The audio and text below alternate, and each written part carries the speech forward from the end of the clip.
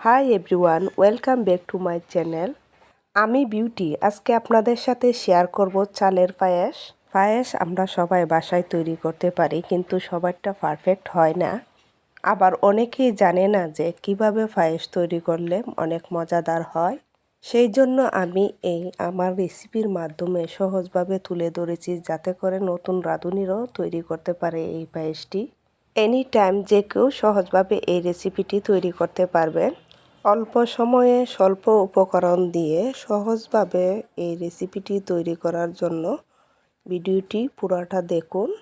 একটি চামচের সাহায্যে ছোটো চিপসের বাটির মধ্যে আমি চাপ করিয়ে দেখিয়ে দিচ্ছি যে এটি দেখতে কতটা সুন্দর লাগে এবং এর গন্ধ মৌ মৌ করছে চতুর্দিক। খেতেও অনেক সুস্বাদু মজাদার লাগবে। তাহলে রেসিপি শুরু করি। প্রথমে আমি 1 লিটার দুধ নিয়ে নেব একটি প্যানে। এখন আমি দিয়ে দেব পরিমাণ মতো চিনি। আপনারা চাইলে চিনিটা কম বেশি দিতে পারেন। আমি এখানে 1 কাপ চিনি ব্যবহার করেছি।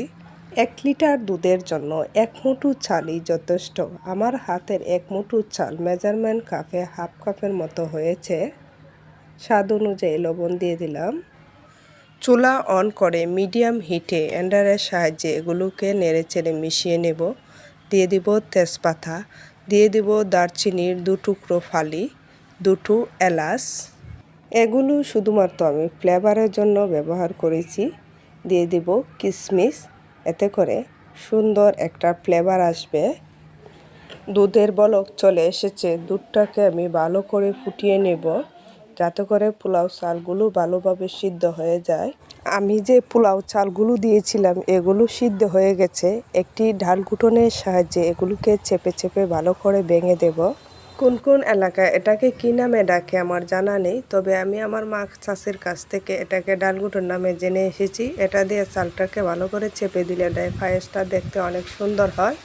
সবশেষে আমি কাজু বাদাম ও কিশমিশ দিয়ে পায়েসটাকে ডেকোরেট করেছি। দেখতে কত সুন্দর লাগছে, খেতেও সুস্বাদু এবং গন্ধে মৌ মৌ করছে।